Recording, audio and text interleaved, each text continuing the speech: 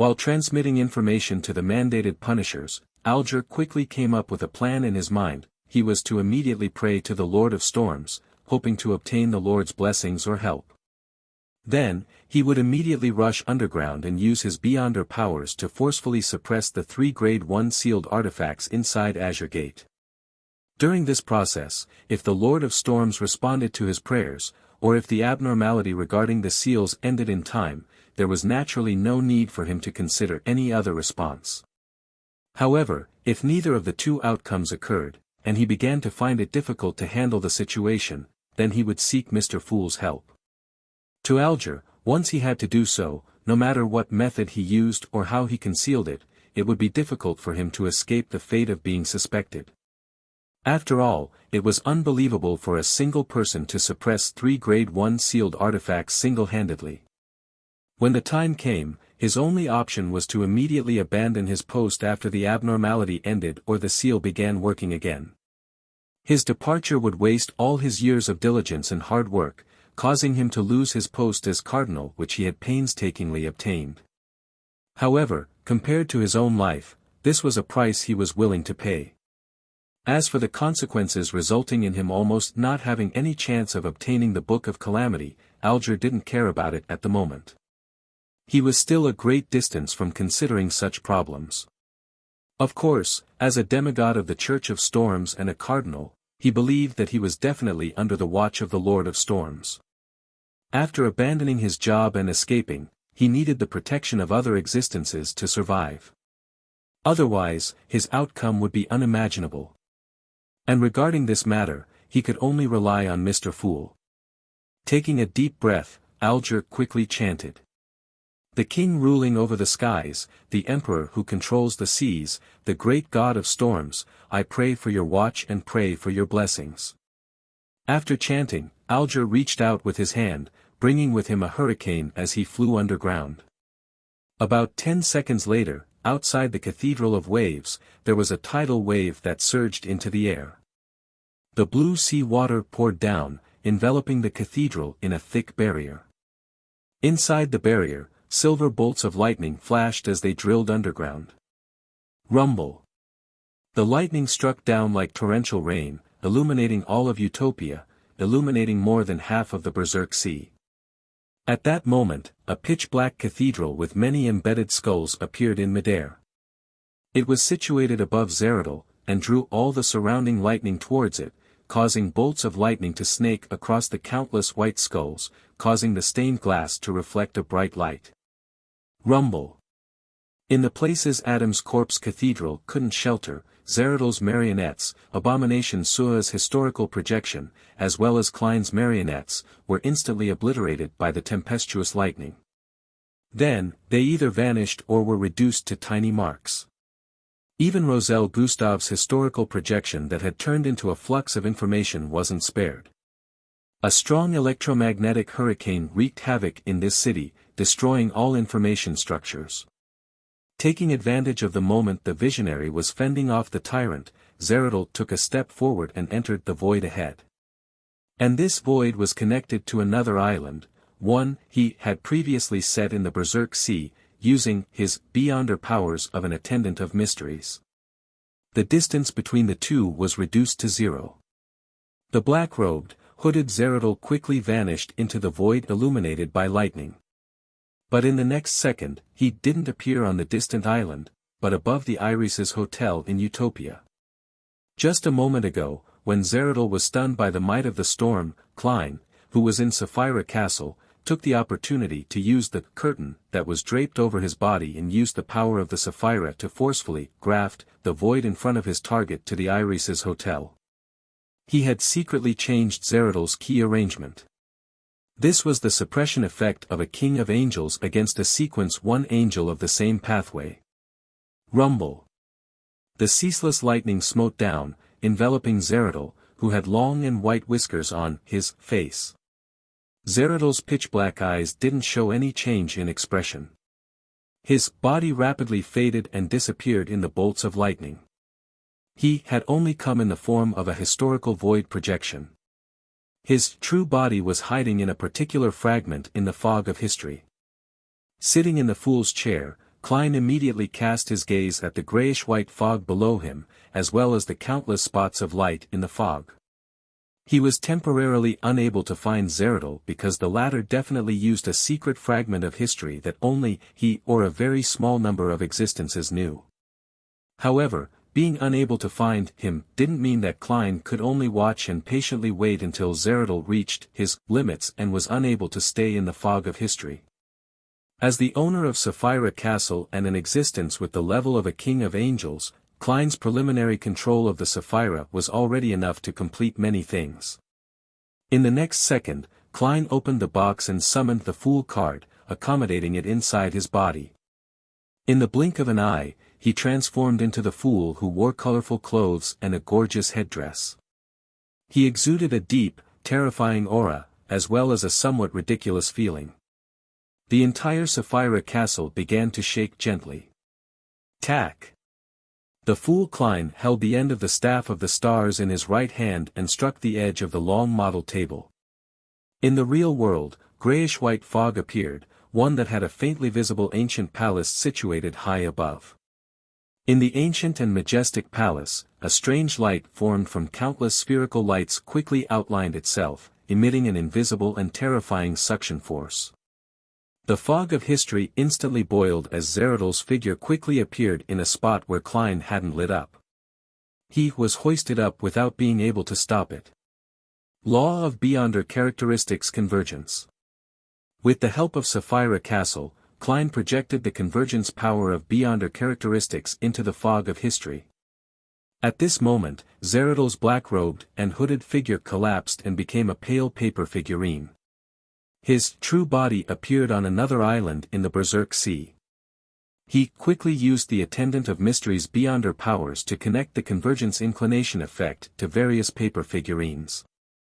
Seizing the opportunity given to him by the paper figurines, Zeradol quickly made a wish. I wish for my Beyonder characteristic to temporarily calm down. Just as he finished speaking and pressed his palms together, he had already caught sight of his fulfilled wish.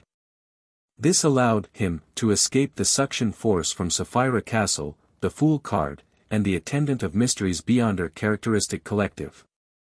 At the same time, he took a step back and accurately stepped on a milky white rock. The stone had long been connected to somewhere else by him, and had been solidified in some form. As Zeradol stepped down, his figure instantly vanished. It was unknown where he had gone, but the stone seemed to experience extreme weathering as it disintegrated.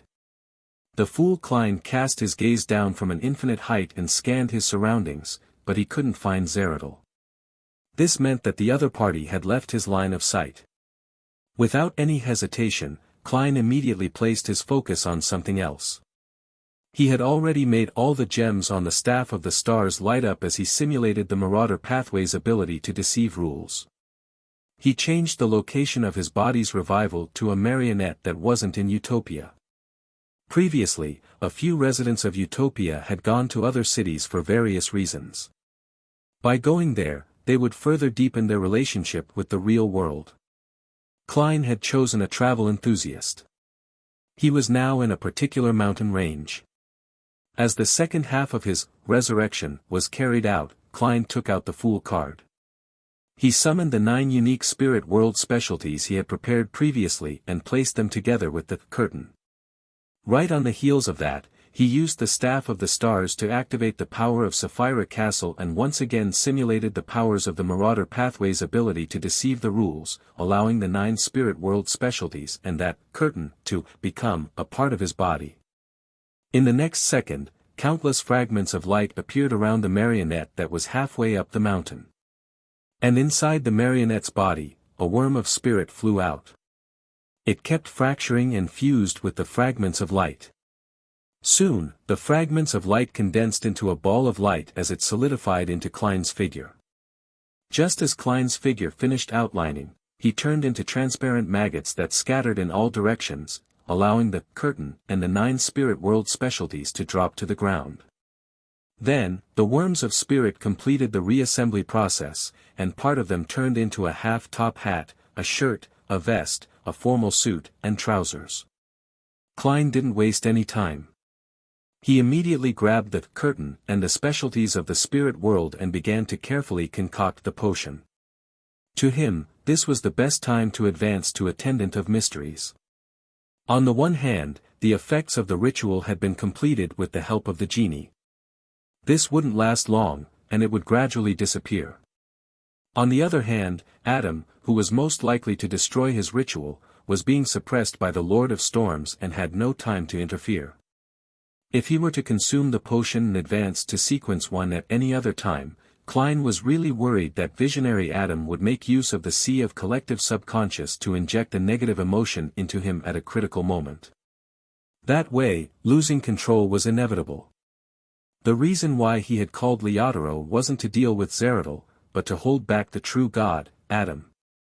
During the Attendant of Mysteries ritual, there was no way to use the power of Sapphira Castle to produce a nascent form of a divine kingdom in advance, isolating Klein from the outside world. This would result in the ritual being unable to establish a connection with the corresponding region in the spirit world, resulting in failure. In less than 10 seconds, a potion that was as dark as the night sea appeared in Klein's palm.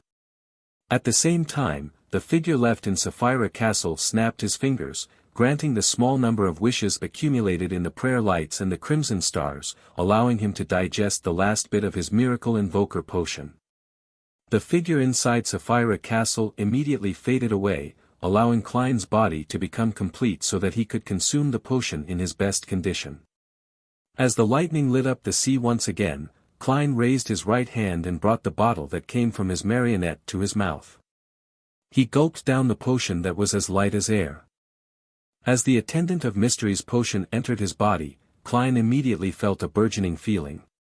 In the blink of an eye, he lost his perception of his body and worms of spirit. He watched helplessly as they dissipated and fused into the spirit world that couldn't be described with ordinary words or common sense. It was as though he was about to disintegrate into abstract and random pieces of information. At that moment, Klein only barely maintained his consciousness and had self-awareness. Just like that, he floated in the spirit world filled with countless strange figures. After losing the ability to sense his body and beyond her characteristics, he began to experience all kinds of thoughts, information, knowledge, symbols, and labels. He completely lost himself and was teetering on the border of fusing with the spirit world. If this continued, Klein would definitely be completely lost, but at this moment, there was a connection between the spirit world and his consciousness. That place corresponded to a town. The people inside lived ordinary lives. They had their own names, their stories, and their fates. They intertwined with each other, bringing about complete information in the spirit world, which was the concept of abstractness. This town was eventually destroyed by a calamity and buried in the dust of history. Klein dispersed like a mist, almost fusing into the spirit world's body. Under the guidance of fate, he fused with the spirit world projection of the different utopian marionettes, allowing him to become corporeal again. Byam, deep underground in the Cathedral of Waves, in a room that was no longer sealed. Alger extended his hands and pressed down on the door in front of him. The surface of the door was blue in color, with numerous mysterious and odd reliefs protruding out. It was ajar, and there was no light behind the door. It was unknown which world it was connected to. The darkness seemed to have a life of its own. At this moment, a stream of water silently surged out, eroding the surrounding area. Bang! Alger's feet exerted strength, causing the ground to crack and spew out scarlet, nearly white, lava. This was a calamity he had created. His goal was to prevent the darkness from advancing. However, after the surging lava entered the darkness, it disappeared without a trace. The darkness shrank back a little and paused for a second before continuing its corrosion. Boom! Alger continuously created hurricanes, torrential rain, and lightning calamities, blocking the darkness again and again. He held the azure gate firmly with both hands, not letting it open further. If he were to only face this Grade 1 sealed artifact, Alger would have been completely fine. He would even have the capacity to attempt sealing it, but at that moment, he still had two similarly dangerous items around him. This forced him to sing loudly. He used the melody of death to influence his surroundings and disrupt the operations of the other sealed artifacts. Then, he built a wall formed from blue seawater beside him. However, the wall was slowly being dyed grayish-white, as if it had been petrified. Yet, the pandemonium didn't yield as it extended towards Alger's body. "I can last for at most 30 seconds. The Lord of Storms hasn't responded the entire time." Thoughts raced through Alger's mind as he suppressed his unwillingness and reluctance. He quickly made a decision. Without any hesitation, he immediately accentuated a hexagonal crystalline snowflake on his palm. This was the mark left behind after he participated in the Tarot Club for the first time. It could substitute the reciting of an honorific name, and allow Mr. Fool to cast his gaze over Blue Mountain Island, within the primitive forest. At the door of flesh and blood, spherical lights collapsed and converged in an attempt to undergo a qualitative change. They seemed to form a body consisting of a series of doors. The body wore the blood-colored tidal wave as its robe as its body constantly warped and changed, reflecting different regions and planets. At this moment, a blinding ray of sunlight shone through the darkness. It descended from the astral world and melted everything it encountered along the way. Other than this ray of sunlight, an inscrutable darkness of the night surged over, attempting to devour Mr. Dor Bethel Abraham, who was seeking to advance to Sequence 0. The land where the altar was quaked violently, tearing open a huge hole in a bid to devour the door of flesh and blood, and Bethel Abraham to fall deep into the core and face the chaos sea that contained all possible colors and possibilities. Following that, a blurry light seeped out from the void and enveloped the forest, attempting to restore the basic structure of the trees, mud, and altar. And at the only gap in the light, a pair of brass-colored eyes emerged. They stared at the door of flesh and blood and Bethel Abraham, hoping to reflect them into their eyes.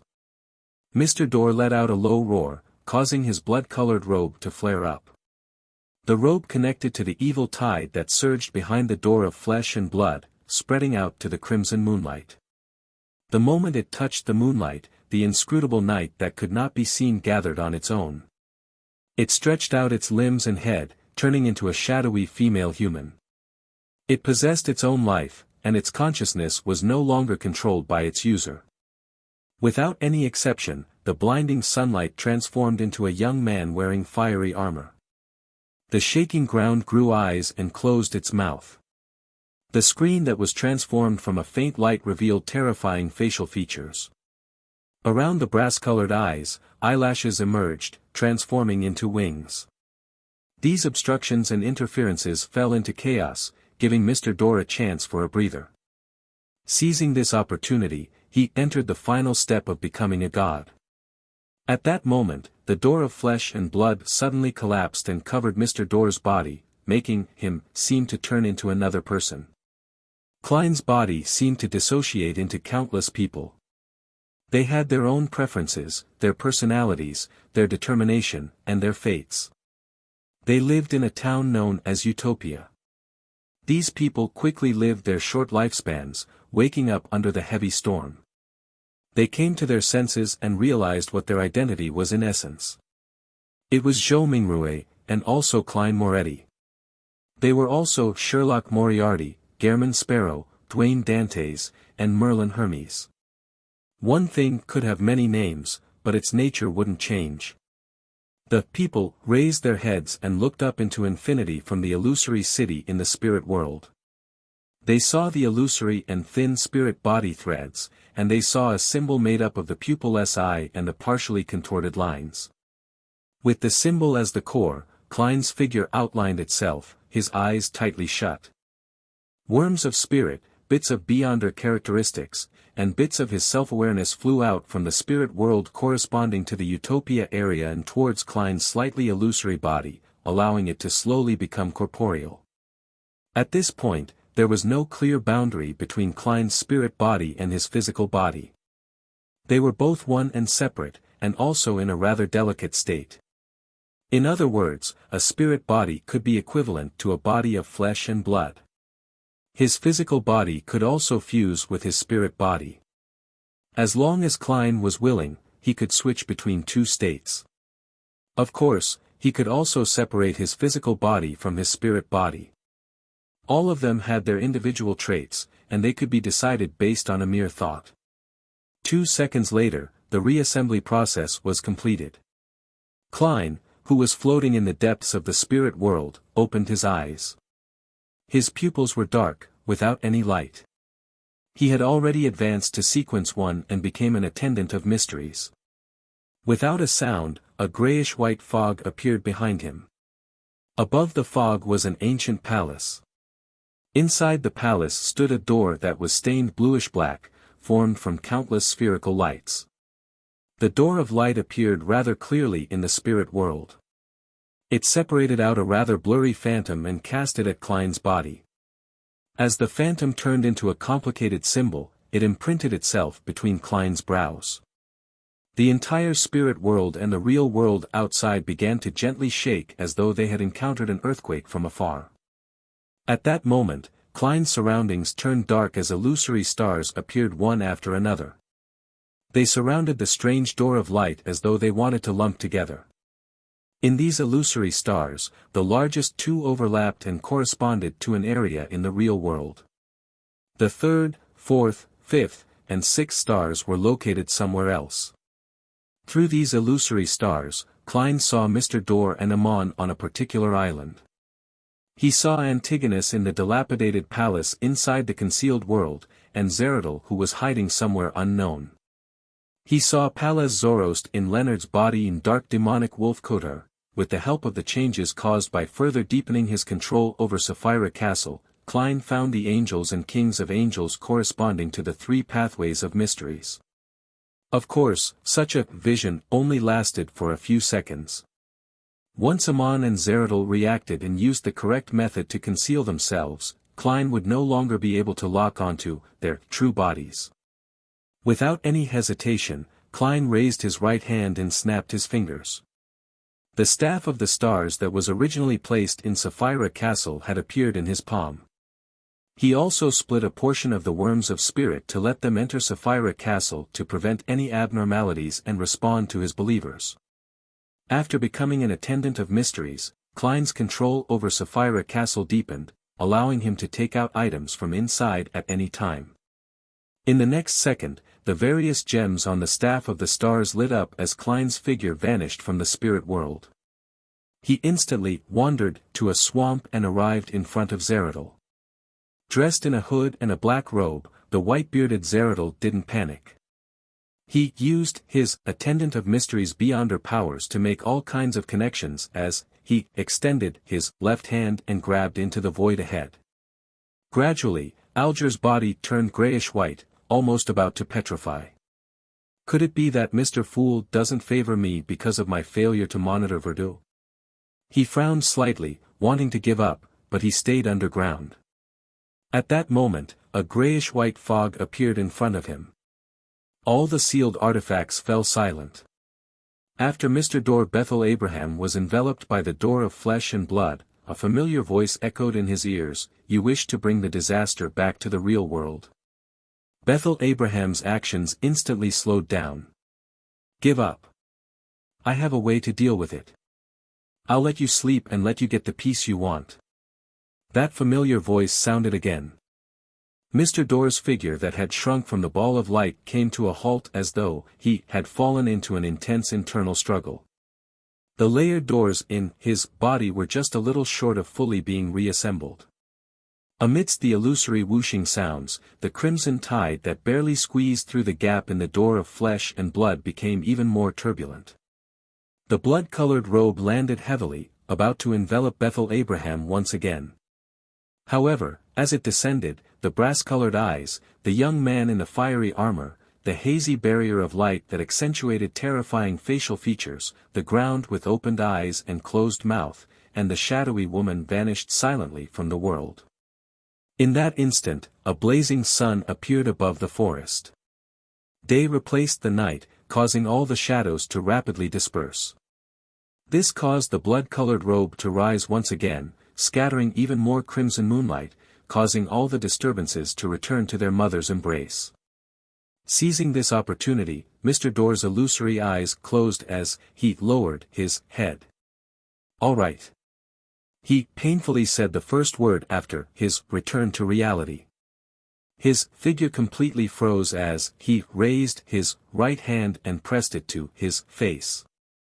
The next second, Mr. Door lifted his head and wore a crystal monocle on his right eye. A beam of light erupted from the monocle, illuminating the entire world. At that moment, all the errors of the seals that had failed were fixed. Everything that seemed normal showed errors. All the clocks jumped several seconds forward. The Marauder Sequence Zero Errors ritual was to replace someone during their apotheosis ritual. And Mr. Door's return seemed to directly trigger his apotheosis ritual. The light converged immediately, and Mr. Door had turned into a mon with his pointed hat and classic black robe. The blasphemer held a simple and unadorned key that seemed to be forged from pure starlight in his hand. Above him, the blood-colored robe descended, wanting to embrace him into its arms. Behind him, the crimson tide angrily squeezed through the remnants of the door of flesh and blood in a last bid to enter the world.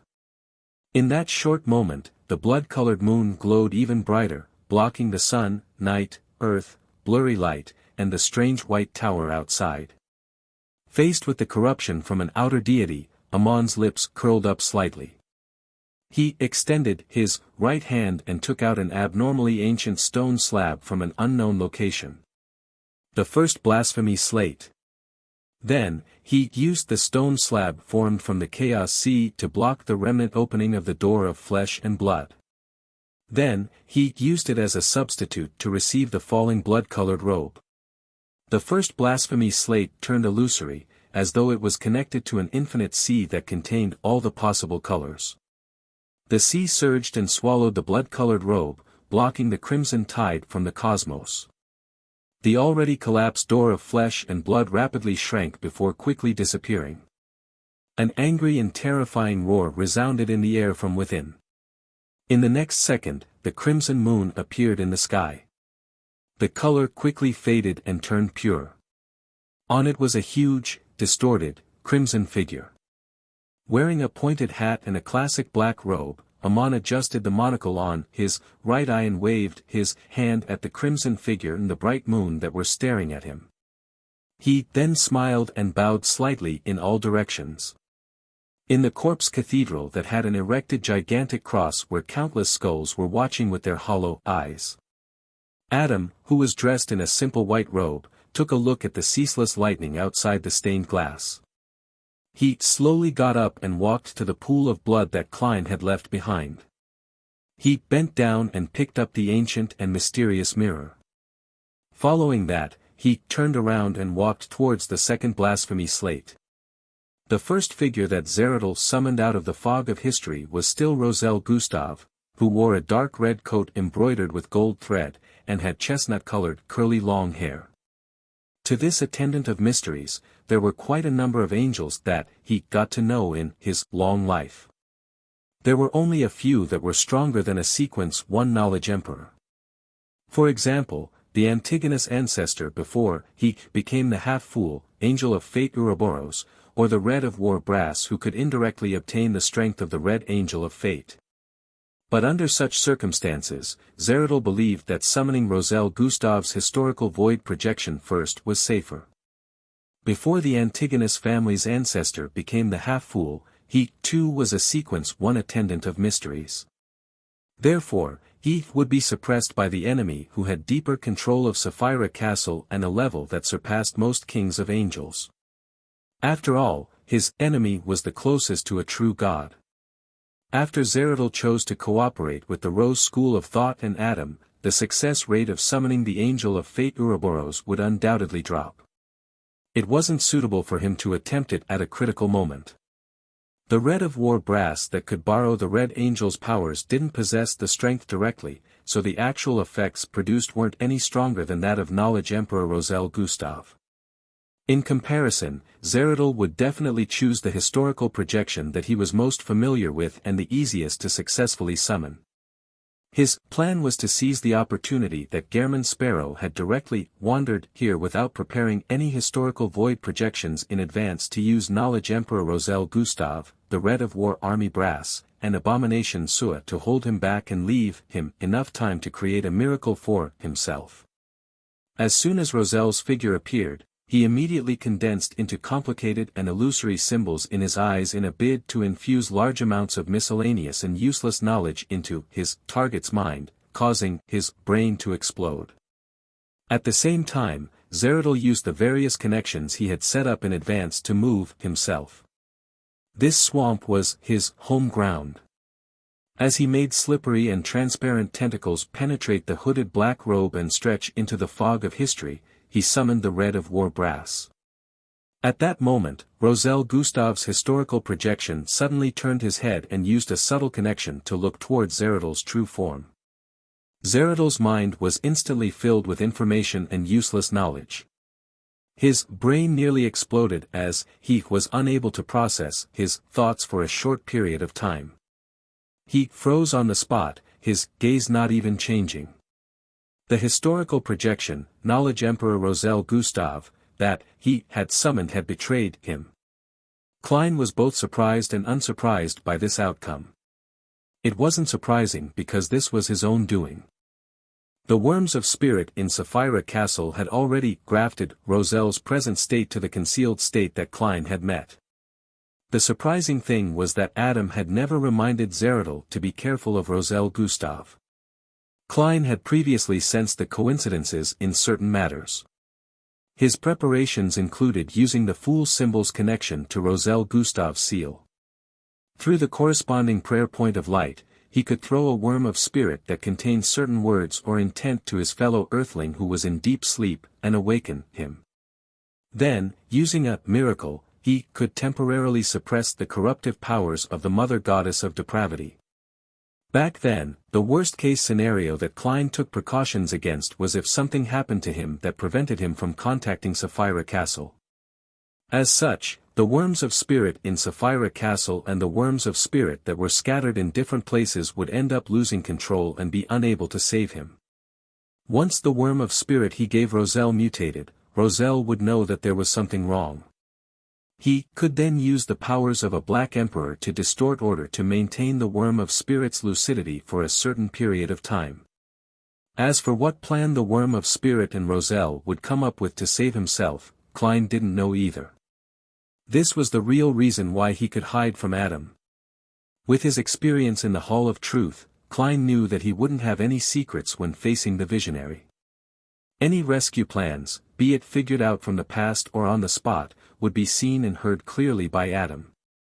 At his level, the only way to avoid it was if even he himself didn't know how to save himself. Of course, visionary Adam knew without a doubt that Klein had a worm of spirit in Roselle Gustav's Black Emperor mausoleum. He knew that his backup plan definitely came from this, but he wasn't able to pry into the secrets of it because it was contaminated by the Mother Goddess of Depravity.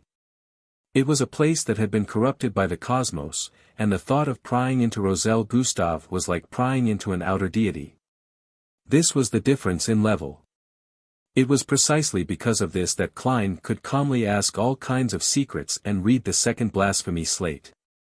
On the one hand, knowledge was indeed tempting. And on the other hand, he was stalling for time, waiting for the other side to complete the task of rescuing him. At the same time, he didn't want to occupy his mind, otherwise, he couldn't help but think about how he could save himself. As a result, Klein began to suspect that other than the unknown reasons as to why Adam had shared so many secrets with him, was because he was also trying to lure him into thinking of the solutions he would use to save himself, so as to find clues and stop him in advance. Therefore, the question and answer session in the Corpse Cathedral was a clash of minds. Klein had to constantly control himself to prevent his thoughts from going astray. And under this premise, Adam clearly knew that there might be problems with Roselle Gustav, but he didn't remind Zeradol. Regardless of the reason, Klein had no intention of letting the opportunity slip. He immediately raised the Staff of the Stars in his hand and skillfully simulated Amon's Worm of Time's powers. Gong! An ancient mottled stone clock phantom appeared. Its face was separated into 12 different segments by grayish-white and bluish-black colors. Each segment represented a different symbol of time. Gong! One of the 3 needles in the middle of the stone clock jumped, and Zeradol's body froze on the spot. Klein immediately transformed into a maggot vortex that extended countless slippery tentacles. In the middle of the vortex was a strange door of light. The door of light didn't move as the vortex swirled around it. A terrifying suction force forcefully pulled out the Beyonder characteristics within Zeradol's body. This was the method Palaz Zoroast had used to deal with Amon's avatar back then. He had relied on his position to forcibly gather characteristics. Bit by bit, the Beyonder characteristics flew out at an accelerating rate. By the time Zeradol escaped his frozen state and the mental explosion, he was already unable to extricate himself. He could only watch helplessly as he was completely carried into the dark and gloomy maggot whirlpool. A few seconds later, the vortex outlined its body again, and Klein landed his feet on the ground. In the fog of history, Zeradol's figure appeared again and again, but it was impossible for him to retrieve his Beyonder characteristics. In the end, it could only fade away silently, making it difficult for him to completely revive. Klein used the ritual's remnant effects that hadn't completely dissipated and directly swallowed Zeradol's characteristic.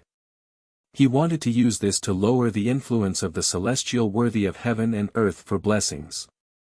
As the corpse cathedral was still floating in the sea of lightning, Adam, who wore a simple white robe and had a faint blonde beard, suddenly appeared at the edge of the waters near the ruins of the Battle of Gods.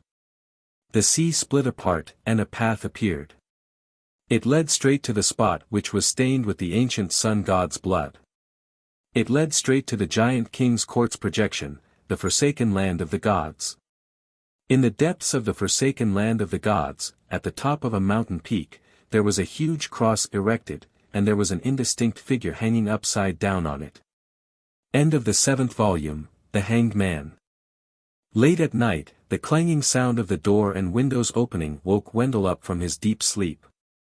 He warily rolled off the bed and surveyed his surroundings. What happened? Utopia encountered a super heavy storm. It wasn't easy for the recently insomniac Wendell to fall asleep, but he had no choice but to get out of bed. His mind was still lethargic, and he looked rather lost. He soon realized that there was no wind blowing in from the open window, nor did the rain enter. It was like he had opened it while sleepwalking to take in fresh air. Wendell suddenly thought of the supernatural events that he had experienced and learned from the dossier. He was reminded of the fear of the unknown that once ruled his heart. He didn't know what else would happen next, nor could he guess what he would encounter. He felt a chill run down his back as he shivered again. At this moment, he heard the commotion outside the door. All sorts of voices entered his ears. There were the loud sounds of running, the sounds of judgment, the declarations of orders to be changed, and unconcealed shouts. Something is wrong with the underground seal. Be on high alert. Underground seal. What kind of item is sealed beneath the Irises Hotel? Wendell was surprised and confused. He couldn't help but walk to the door and look around. He then saw an MI9 colleague, who he barely knew, and Colonel Zio Dericha, who was on duty tonight. Did MI9 find Utopia because of me? They're here to handle the abnormality. Wendell instinctively frowned just as the thought flashed through his mind. He discovered that the corridor outside was completely different from the Irises Hotel. Not only were there gas lamps on both sides, but there were also classical candle stands. The floor was very bright, and the ceiling was more than 3 meters high. This isn't the Irises Hotel. Wendell suddenly turned around and sized up the room he was in. He quickly recognized that this was his sleeping quarters at MI9 headquarters. His luggage was placed quietly in a corner without any signs of movement. Wendell clearly remembered that he had headed to Utopia through the washroom in his room. He wasn't too confident in the process, so he didn't bring his luggage and only held the subpoena from Utopia's courts. Tap. Tap. Tap. He quickly ran to the window and looked outside. What greeted his eyes was the garden and lawn at MI9 headquarters. I am back in Backland again. Or perhaps, I didn't return to Utopia at all. I was just too tired and ended up having a dream in my sleep. Wendell dazedly walked back to his bed and sat down. After about 10 seconds, he suddenly jumped up and picked up his coat from the ground. Then, he saw the Utopian subpoena in the inner pocket of the coat when it should be inside a drawer. Wendell fell silent, as though he had become a statue. Travel columnist, Monica, also woke up from the banging of the doors and windows. She sat up straight, pulled the blanket up, and placed it in front of her chest. The sleepy-eyed Monica's first reaction was that a robber had barged into the hotel. She was about to scream and call for the police. But in the next 10 to 20 seconds, Monica didn't hear any footsteps entering her room. However, there were more and more people gathered along the corridor. What happened? It doesn't seem like a hurricane. Was it a prank? Damn clown, if I knew who it was, I would definitely kick his ass hard. The voices of discussion were mixed with all kinds of curses. Monica didn't think much of it when she heard it. Instead, she thought of using the crowd's discussion to consider the reason underlying the paranormal activity and write it in her traveling column. But as she listened, she gradually realized something was amiss. How could Iris's hotel have so many guests? She remembered clearly that on this floor, there were at most 5 rooms with guests. This included her room. At that moment, Monica thought of the ghost stories she had heard. She immediately felt as if there were wraiths and shadows outside. She had originally stretched her feet towards the bedside, preparing to leave the room to participate in the discussion and grasp more details for her writing material. But now, she retracted her feet and curled into a ball, trembling. A few seconds later, she heard a man say, "I asked the hotel owner, and he said that he had no idea what happened. Perhaps there was a short storm just now. Return to your room and get some rest. Remember to lock the windows." Yawn. I have to get up early tomorrow to go to the Royal Museum. Royal Museum. Monica was stunned. As a travel columnist, as a traveler who had been in Utopia for a long time, she naturally knew that there was no Royal Museum. In the Lone Kingdom, a museum with such a royal name would definitely be in Backland. To take a steam locomotive from Utopia to Backland required many hours. Even if he woke up early, he wouldn't be able to arrive before the Royal Museum closed. Monica was puzzled. She slowly lifted the blanket. She heard the sound of the door and windows closing continuously. She got off the bed carefully and walked towards the door. During this process, she gradually saw the room through the moonlight. Hiss. Monica almost screamed. This wasn't the guest room she had slept in previously. Regardless of the layout or arrangement, they were completely different. The ghost stories that she had thought of earlier surged into her mind again, causing her legs to give way, and she almost couldn't support herself. Just as Monica's teeth were chattering, she saw a hotel name card on the table. It was prepared for guests. If she brought it out, she would be able to get someone to guide her back when she was lost, even if she didn't know the language.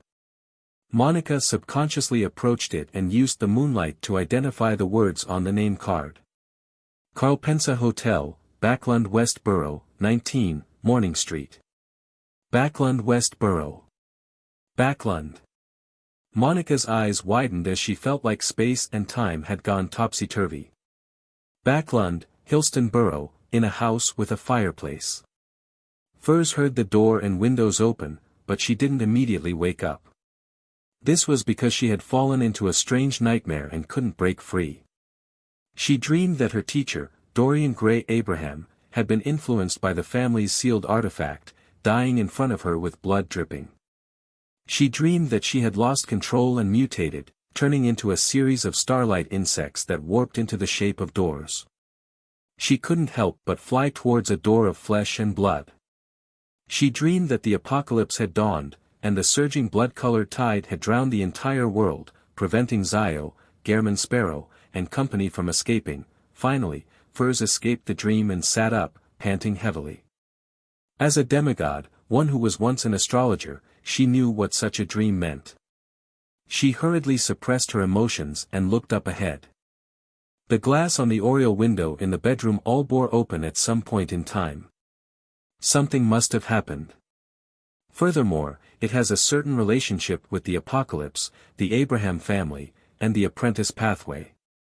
Furs silently muttered to herself before standing up and wearing a cloak, preparing to teleport to her teacher to confirm his safety. Such a change made her feel a sense of urgency towards advancing to Sequence 3 or even Sequence 2. After learning about the apocalypse from Mr. Fool and the World Gehrman Sparrow, Furs had actually been working hard, but the secret sorcerer potion wasn't something that she could digest in a short period of time. Furthermore, without making any contributions, she couldn't bring herself to ask her teacher for the Wanderer's formula and ingredients. Of course, if she was willing, she could have obtained it from Mr. Dorr. However, how could she have been bewitched after receiving all kinds of reminders? Phasing away, Furs vanished from the room. A few seconds later, she appeared at Dorian Gray Abraham's residence and saw her teacher sitting there, pressing down on his heart as though he had been frightened. "Do you need medicine?" Furs asked carefully. She had purchased medicine from Mr. Moon to treat ailments of age. Dorian took a deep breath and shook his head. "There's no need." Furs immediately relaxed. "Teacher, I dreamed that you were affected by the negative effects of the sealed artifact. The windows and doors around me had undergone unnecessary changes, so I came over to take a look." Dorian looked up at the window open and said with a serious expression, "Your dream wasn't wrong. I nearly died just now, but at the most critical moment, the seal came into effect." Having said that, he suddenly stood up and said to Furs, "Quick! Bring me somewhere else. I'm worried that something might happen to the other family members." Without any hesitation, Furs immediately grabbed her teacher's arm and asked for the exact location. Their figures rapidly faded away and disappeared. After traveling through the spirit world that was covered in gray fog for several seconds, Furs and Dorian suddenly left their present environment and landed in a place that looked like a study. There were quite a few people standing there. They were members of the Abraham family who wielded different sealed artifacts and could travel. "Velos? Why are all of you here?" Dorian blurted out. Velos and the others shook their heads at the same time, both confused and terrified. In the next second, countless dazzling stars appeared out of the void. The starlight quickly gathered together, turning into objects that fell to the ground one after another. There was a miniature door of starlight, a crystal ball formed from insects. There was a translucent, strange-looking key, a resplendent torch that burned slightly. For some reason, names after names appeared in Dorian and company's minds. Sequence 3 Wanderer Beyonder Characteristic. Sequence 4 Secret Sorcerer Beyonder Characteristic. Sequence 1 Key of Stars Beyonder Characteristic. Sequence 2 Planeswalker Beyonder Characteristic. Furthermore, there wasn't just one of each Beyonder characteristic. There were even 2 Sequence 1 Key of Stars Beyonder characteristics. In addition, there were 3 Planeswalker Beyonder characteristics, and even more of the rest. The key members of the Abraham family and Furs slowly turned agape, unable to close them for a long time. By the time all the Beyonder characteristics dropped to the ground, nothing abnormal happened again. There was silence. Chapter 1355 Wrapping up the matter. The nearly frozen silence lasted for nearly 10 seconds before the Abraham family members uniformly cast their gaze at Furs. After sensing the mixed emotions of wariness, guardedness, and fear, Furs took the initiative to take a few steps to the side and warned, "Be careful of the negative effects." Even if the Beyonder characteristics hadn't fused with the surroundings and formed sealed artifacts, they contained certain negative effects. However, most of the time, it would only have effects from direct contact. Of course, the Beyonder characteristics here were all high-sequence Beyonder characteristics. No one could be certain if they would actively expand their area of influence. Seeing that Furs didn't show any obvious greed, Dorian nodded and said, "When you finish digesting the secret sorcerer potion, you can consider advancing to sequence 3 Wanderer. I'll give you the potion formula and prepare the corresponding ingredients for you. Of course, at this level, the higher the sequence, the greater the danger you face. This is an objective situation. It doesn't change because of your personal will and arrangements. When the time comes, you can decide whether you wish to advance or not." He said these words because he cared for his student, and on the other hand, he wanted to assure her that whatever the Abraham family possessed was equivalent to her possessing it. No one would treat her as an outsider and deliberately make things difficult for her on the matter of raising her sequence. This could effectively eliminate the heat brought by greed. And after obtaining so many high sequence beyond her characteristics, Velos and the other members of the Abraham family weren't unwilling to part with a wanderer beyond her characteristic. They even believed that using it to exchange for peace was absolutely worth it. After all, there was only one demigod here, Furs. Without the time to bring out their Grade 0 sealed artifacts, and because of the ineffectiveness of the seals, the Abraham family members didn't dare take out most of the Grade 1 sealed artifacts. Under such a situation, Furs had the ability to finish all of them off. Faced with her teacher's promise, Furs tersely acknowledged.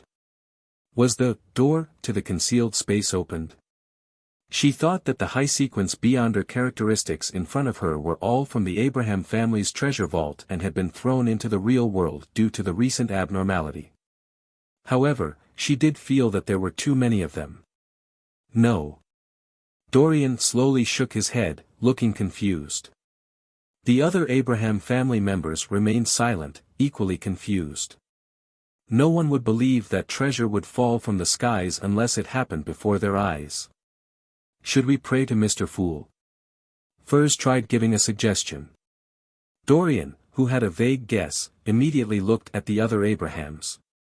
He saw the ones who had changed faiths to Mr. Fool nod in agreement. Those who hadn't changed faiths were clearly hesitant and eager to object. After some consideration, Dorian composed himself and said, "Gather the ones with negative area of effect traits while using the correct method. Prevent them from combining with the surroundings. I'll pray to Mr. Fool at the side." "All right." The few members of the Abraham family hesitated for 2 seconds before agreeing. Following that, they seized the opportunity to identify the characteristics and attempt to gather them. After some of the members had obtained a certain amount, Dorian finally retreated to Furz's side and bowed his head to pray to Mr. Fool. Soon, a grayish-white fog and an ancient palace deep in the fog appeared in front of him. A high and solemn voice resounded in his ears, "These are the relics of Mr. Dor. Your bloodline curse has been completely removed. Relics of Mr. Dor. Relics." Dorian ruminated over the word and opened his eyes, casting his gaze at the high sequence beyond her characteristics. He looked on silently, his vision gradually blurring. East Chester County, the Hall family manor. Alfred and the others, who had just figured out the source of the explosion and the enemy attack shout, saw the doors and windows opening at the same time as they crashed into the walls. During this process, several pieces of glass shattered. There is indeed something abnormal. Alfred raised his hand with a solemn expression. He said to his adjutant, squire, personal guards, and bodyguards, "Retreat back to the main house to prevent any accidents that might happen next. At the same time, send a telegram to the Archbishop of East Chester Diocese, and request for assistance." He felt that the most important thing right now was not to investigate the anomaly, but to protect his father, mother, and sister. He had plenty of time to do the former after daybreak. But if anything happened to the latter, it would be impossible to make up for it. After returning to the manor's main house and arranging for strict patrols, Alfred walked into the living room and said to Earl Hall, there was indeed something abnormal, but the guard couldn't describe what he saw. He only felt extreme fear at that moment. Earl Hall nodded calmly and said, "We'll do further investigations after daybreak. Sit down and get some rest." Beside him, Audrey was holding her mother's arm as she quietly listened to her father and two brothers talking. Of course, this was only an image. She had been continuously releasing virtual personas in an attempt to find the reason for the sudden opening of doors and windows from the memories of eyewitnesses. After a few minutes, she ended the investigation, somewhat disappointed. For the time being, she temporarily attributed it to the influence left behind by the Mind Dragon, Aerihog, and Mr. Wrath. At that moment, she realized that the golden retriever, Susie, had a strange look in her eyes. She quickly sent out a virtual persona and entered the mind island of the other party's soul to have a private conversation. "What did you discover?" Audrey asked directly.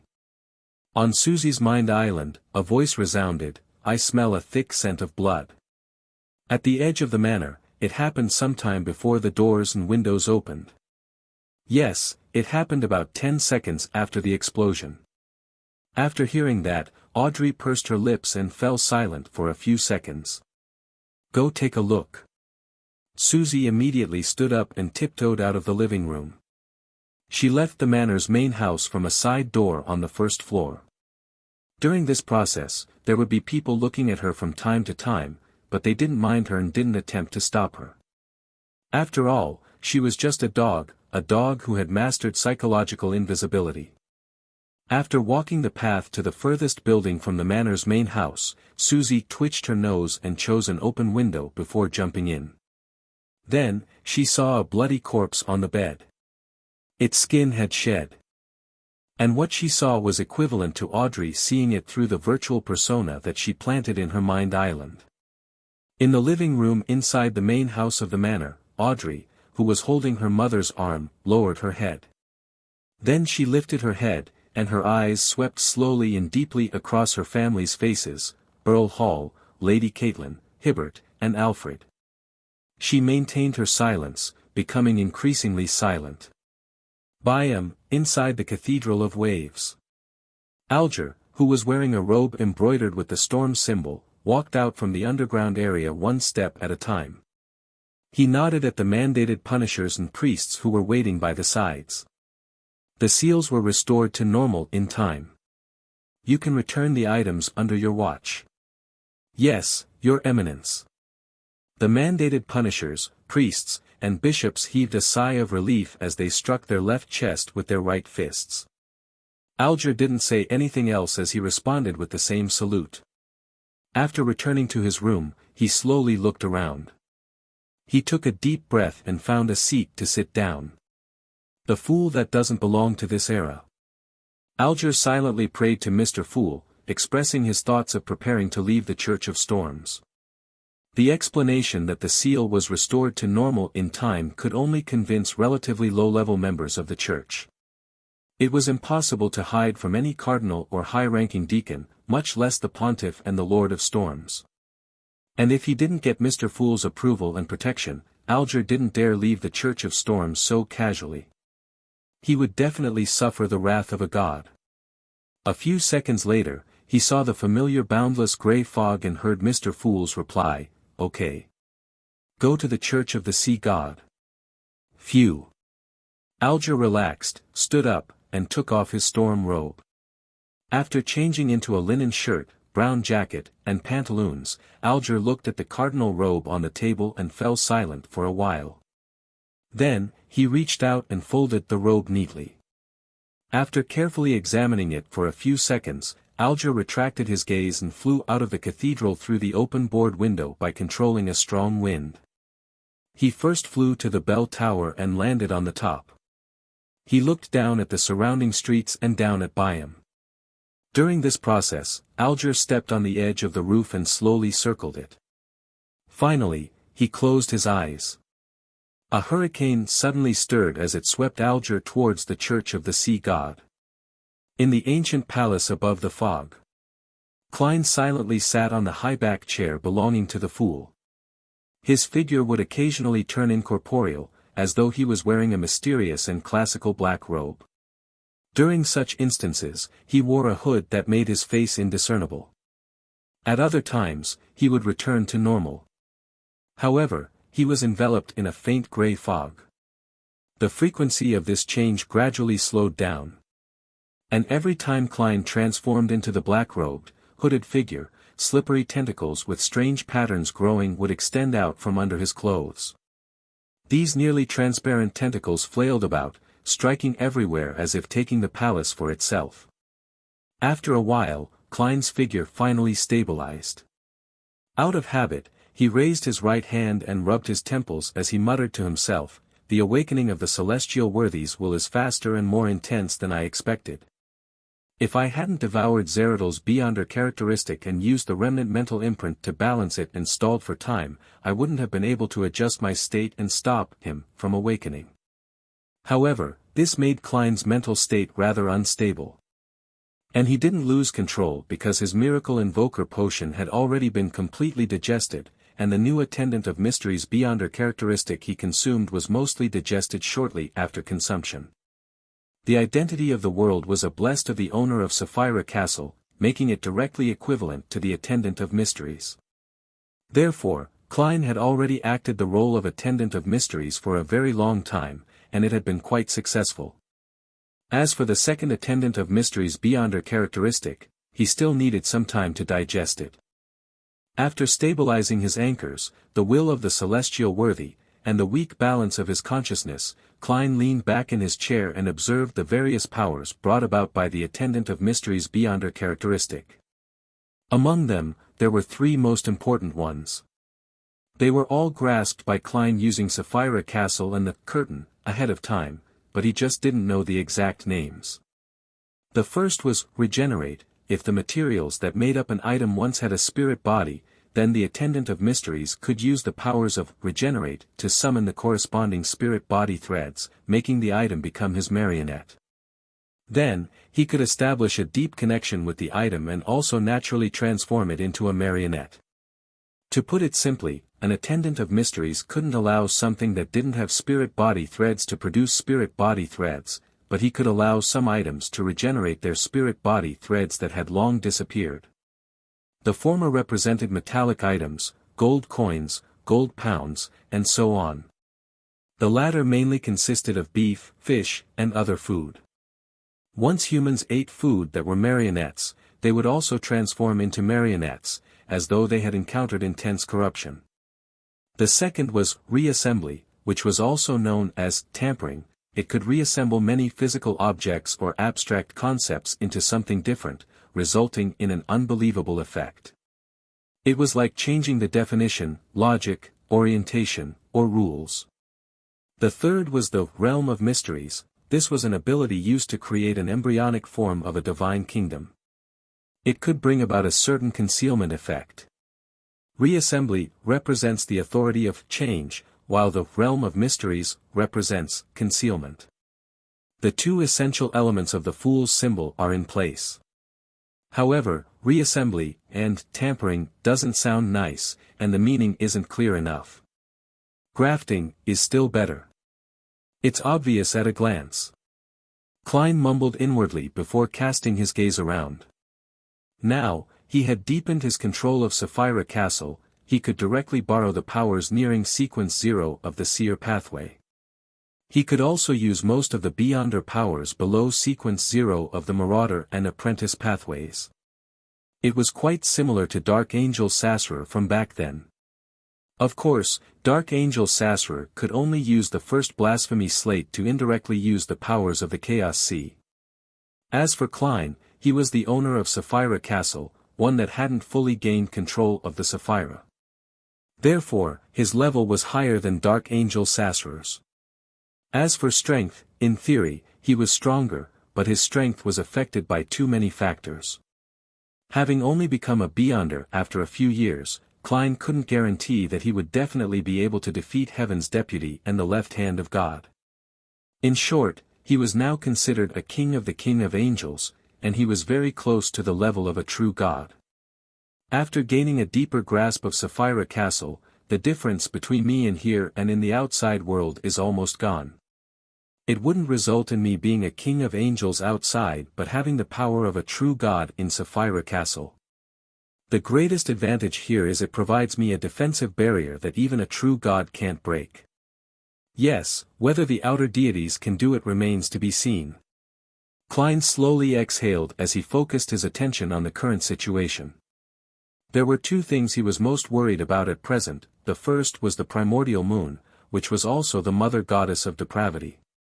Although she failed to fully descend into the real world with Mr. Door's return, a little portion of her strength had invaded. Furthermore, she maintained it for a few seconds under the attacks of the 5 orthodox deities of Evernight, Steam, and company. Whether this would affect the surroundings, the corresponding pathways, and exert certain effects on some matters remained to be seen. Second, Angel of Time Amon has already stolen Mr. Door's ritual and became sequence 0 of the Marauder pathway. He would be Klein's most direct and most powerful enemy. I wonder if Amon has taken the opportunity to accommodate Mr. Door's uniqueness and sequence 1 key of stars. If he has completed this step, he will be the most powerful true god in the real world. I wonder how he compares to the Evernight goddess. No one knows how much of the death and god of combat uniquenesses the goddess has accommodated. Typically speaking, Amon shouldn't have the time to accommodate the apprentice pathway's uniqueness. Although Mr. Door's return is equivalent to the ritual itself, the most important matter at that moment was to replace Mr. Door, allowing the 3 sequence 1 Beyonder characteristics and the uniqueness of the Marauder pathway to gather together, resulting in a qualitative change. There's no time to accommodate the uniqueness of the apprentice pathway. Also, this operation has a high chance of awakening the celestial worthy. Amon wouldn't take such a risk. In other words, Amon's subsequent focus is to accommodate the uniqueness of the apprentice pathway and become a true god of 2 pathways. Otherwise, under the watch of the other true deities, it will be very difficult for him to finish off a king of angels like me. Furthermore, even if he does take the risk and succeeds, him having accommodated the apprentice pathway's uniqueness means that he has to slowly adapt and stabilize his condition, making it impossible to deal with me in a short period of time. I have to make use of the time to become the fool. Only by doing so can I use Sapphira Castle and my own level to resist Amon. I don't have much time left. Klein silently gave a self-deprecating comment. He leaned forward and gently tapped the edge of the long model table. He was analyzing the possibility of him becoming the fool in a short period of time. The digestion of the Attendant of Mysteries potion was relatively simple. By the time Klein used his anchor and consciousness to suppress the awakening of the celestial worthy of heaven and earth for blessings, and not lose control or become someone else, he could use Sapphira Castle to create an avatar like Amon. Then, he could use the power of Sapphira Castle to steal the undigested Attendant of Mysteries Beyonder characteristic he got from Zeradal. At this point, Klein would immediately turn the avatar into a marionette to prevent any unexpected developments. This way, Klein would drop to the level of an Attendant of Mysteries who had fully digested the potion, and he would have an Attendant of Mysteries marionette. This was one of the main ingredients of the potion. And the Attendant of Mysteries who had digested the potion was qualified to consume the Fool's potion and become a sequence 0 true god. These series of operations weren't too complicated, but it was prone to mistakes. Furthermore, an ordinary dual sequence 1 King of Angels from the Seer pathway couldn't do it unless they have a sequence 2 Trojan Horse of Destiny friend of the Marauder pathway who's willing to sacrifice himself to provide help. Of course, a sequence 1 Worm of Time friend could do it. Therefore, to Klein, the most troublesome thing was the other 2 matters: first, how to deal with the half-fool of the Antigonus family, and secondly, how to complete the ritual of fooling time, history, or fate. With my current level and strength, it isn't impossible to deal with the Antigonus family's ancestor. Of course, the prerequisite is that I should first familiarize myself with the corresponding Beyonder powers and changes in Sapphira Castle. Sigh, I don't have any idea on how to approach the Fool's ritual at all. Klein raised his hand and pinched his forehead, casting his gaze at the grayish-white fog beneath Sapphira Castle. Among time, history, and fate, he was undoubtedly more familiar with history. Now, he could use Sapphira Castle to directly influence the fog of history, allowing the corresponding powers of the seer pathway to become stronger or weaker. This was the embodiment of authority. Fooling history. Fooling history.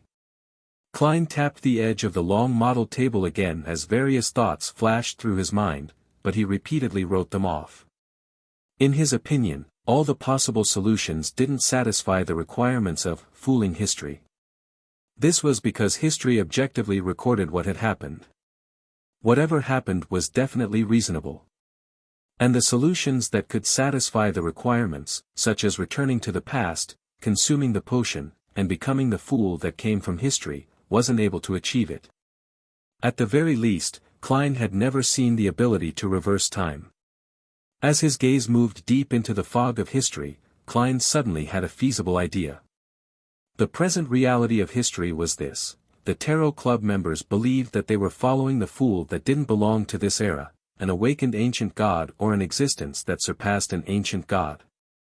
In fact, Mr. Fool was originally just an ordinary person hanging above the gray fog. He used all sorts of resources to package himself and improve himself. Klein's thoughts were inspired by Amon. He could use Sapphira Castle to create an avatar, and let the avatar use Sapphira Castle to steal the fate, consciousness, anchors, and Zeradol's sequence one attendant of mysteries beyond her characteristic. Therefore, the main body's beyonder characteristic was formed purely from the one inside the curtain, in which the celestial worthy of heaven and earth for blessings was slowly awakening in. This way, the understanding of the Tarot Club members was correct. Mr. Fool was a great existence that was awakening. This went against the true history, but it was a fact grounded in reality. It could fulfill the requirements of the ritual. Of course, the premise was that the act of stealing an avatar needed to happen in Sapphira Castle or other concealed areas. Otherwise, it would also be recorded in history, preventing it from achieving the effects of fooling. As for how he was to deal with the celestial worthy of heaven and earth for blessings when he awakened, and how his avatar was to kill his true form and make him a potion, Klein was temporarily out of a solution. The result of this attempt is equivalent to suicide. Before being killed by the celestial worthy, my avatar's attendant of mysteries beyond her characteristic would have been digested by then. After all, I successfully revived the Lord of the Mysteries. Klein shook his head and threw the incomplete plan to the back of his mind. Under the circumstances where he couldn't think of a solution, he decided to seek advice from the existences that might know what to do. He had two targets: one was Snake of Fate Willoseptin, and the other was the Evernight Goddess. The former might have some thoughts about fooling fate, while the latter probably knew what kind of ritual the ancestor of the Antigonus family used to accommodate the fool's uniqueness. After stabilizing his mental state, Klein left Sapphira Castle and directly teleported to Backlund. Chapter 1357. Meeting deep in the forsaken land of the gods, on the peak of a mountain stood a gigantic cross that bordered the realm of reality and illusion. There was a blurry figure hanging there. Ancient wooden stakes dyed with fresh blood that didn't drip down passed through his body, nailing him to the cross. At the bottom of the cross was the angel of fate Ouroboros, who was wearing a simple linen robe and had silver hair that reached his waist. He sat there cross-legged with a gentle and pious expression as he closed his eyes and prayed. Adam, whose face was half covered by a pale blonde beard, walked over and stopped in front of the huge cross. He raised his head and silently looked at the hanging figure. He held a rhodes in one hand and held the second blasphemy slate in the other. His eyes were limpid and his expression was calm. After an unknown period of time, the image of the hanged man on the huge cross suddenly faded away, connecting to the sky and to the land below with a shadow curtain. Behind the curtain, there seemed to be a pair of cold eyes watching over the world. In the next second, a rift appeared in the shadow curtain. It was dark inside, faintly reverberating with an illusory tidal wave. Adam raised his left hand and let the ancient and mysterious magic mirror emit a faint glow. In the light, a sticky but illusory black liquid surged out. A boundless sea that seemed to contain all colors appeared. It looked like it was at arm's length but couldn't affect reality. Following that, Adam placed the second blasphemy slate into the illusory scene.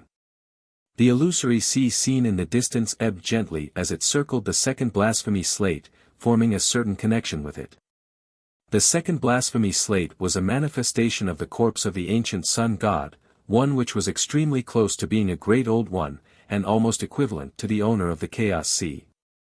Upon seeing this scene, Adam's left hand moved slightly, allowing Erodes to fly up and fall towards the angel of fate Ouroboros under the huge cross. The second blasphemy slate that he held underwent some subtle changes, and through the rift on the curtain, he walked inside. The shadow curtain closed and quickly faded away, leaving behind a huge empty cross. No one said a word throughout the entire process. Everything was carried out silently. Angel of Fate Ouroboros didn't even attempt to open his eyes. At the same time, Ammon became a god and used the first blasphemy slate to block the tunnel that the mother goddess of depravity was trying to enter through. The Lord of Storms finally smote apart the corpse cathedral that Adam had envisioned out of nothing, and one of Adam's identities. After a while, Tail Devourer Ouroboros opened his eyes and cast his gaze at Erodes, which had landed on his lap. On the surface of the mirror, silver words appeared in the swirling illusory water. You should know the feeling of piously believing and following a great existence, right? Ouroboros nodded indifferently. So, can you send me back to my lord? On the surface of the mirror, silver words squirmed and formed a new sentence. Once you answer, you can ask me 2 questions. Ouroboros silently looked at the ancient mirror in silence for a long time. Finally, Erodes couldn't help but produce a new question: why aren't you answering? Ouroboros looked at himself in the mirror and replied calmly, I haven't thought through it yet. 3 questions. On the surface of the magic mirror, the silver light slowly outlined 2 words. In Backlund, on a lawn that belonged to a bungalow. Will Septon, who was already over 2 years old, was happily chasing a fat golden cat with glistening fur. Beside him was a nanny and a maid. Ever since this snake of fate was born, Aaron Sirius's career had improved by the day. Now, he owned a private hospital that provided medical services to high society. As he ran, Will Septon stepped on a spot that was slippery. With a slip, his body involuntarily leaned back. He took a few steps back and stepped on another rock. This provided an impetus to stop Will Septon's fall, miraculously allowing him to maintain his balance. In regards to this encounter, alarms started ringing in this chubby toddler's head. This was because with his luck, it was impossible for him to step on a spot that could make people slip. A familiar figure quickly appeared in his eyes.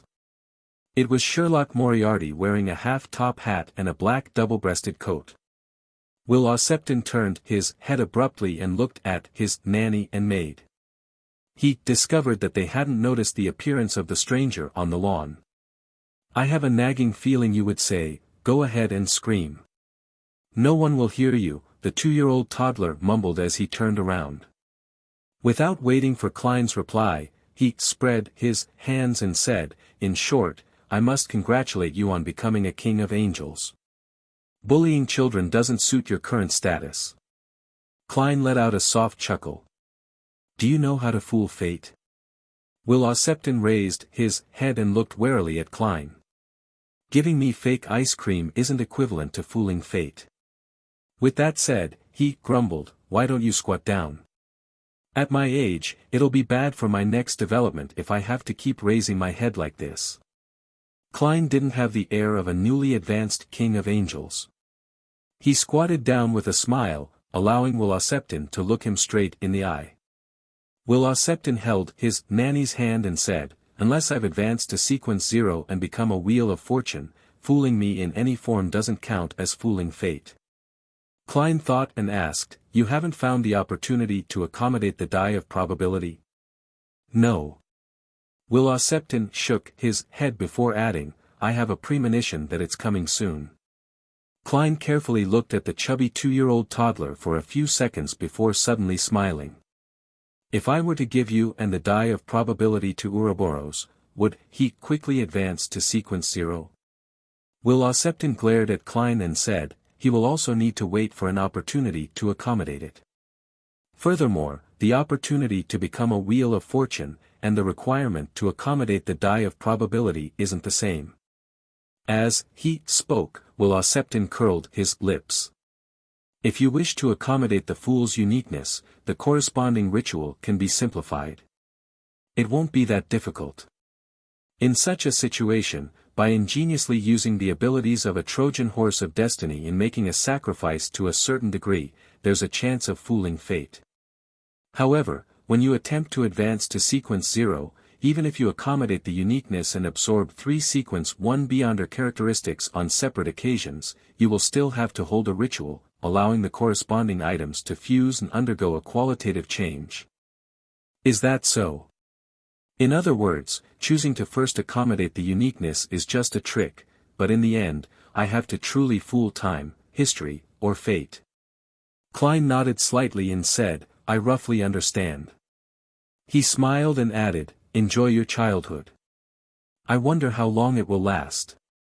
With that said, Klein's figure turned transparent and vanished from the lawn. Will Septon's other empty hand instinctively grabbed forward before retracting it weakly. He left just like that. He's so rude. He actually didn't prepare a present when he visited, the child couldn't help but mutter. Northborough in Backland. St. Samuel Cathedral. Klein, who had transformed into Dwayne Dantes, walked into the prayer hall and found a corner to sit down. He looked at the Evernight sacred emblem on the altar, lowered his head, clasped his hands, and began to pray. The Evernight goddess who stands higher than the cosmos and more eternal than eternity. You are also the mother of concealment, the empress of misfortune and horror. As he prayed, Klein's body and mind gradually settled down as though he had entered a half-awake state. After an unknown period of time, a boundless darkness appeared in front of him. Beside his feet was a clump of night vanilla and slumber flowers. This place was so quiet that even breathing seemed to disturb those in slumber around him. Before Klein could survey his surroundings, a figure suddenly descended from the depths of the darkness. There was clearly no sky or land here, but the figure seemed to come from the crimson moon or the stars in the sky. She was wearing a long, layered black dress that didn't seem complicated at all. It was adorned with countless resplendent lights, as though the starry night sky had been draped upon it. Her head was indistinct and difficult to discern. He could only confirm that it was a female. Long time no see, the figure said gently before Klein spoke. Her voice was like a lullaby. Klein bowed in a gentlemanly manner and said, is this directed at the former Lord of the Mysteries, or me who was previously hung above Sapphira Castle? Klein was very certain that this was a dream, but a dream didn't mean that it was fake. The Evernight goddess's projection said with a smile, I'm not sure where you were hanging above that door of light. After I left, I never went back again. Indeed. Klein sighed inwardly. From the details, he confirmed the origins of the Evernight goddess Ammonises. The 3 cocoons of light that tore open were side by side, he replied simply. The Evernight goddess's projection was silently floating in the darkness, giving off a surreal feeling.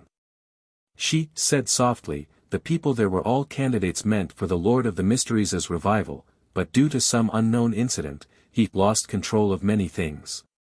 If it wasn't for that, I would have died long ago, and lived with the identity of the Lord of the Mysteries. Then, you and Roselle wouldn't have had the chance to return to reality. This means that the death of the celestial worthy is more thorough. He can only rely on the will left inside the beyonder characteristic and the mechanical arrangements of Sapphira Castle to revive. Klein sighed and smiled. I can already hear him whispering into my ears. Chapter 1358 Conversation. The Evernight goddess's projection calmly said, for him, or to them, we are unable to defeat or stop them. All we can do is resist and suppress them.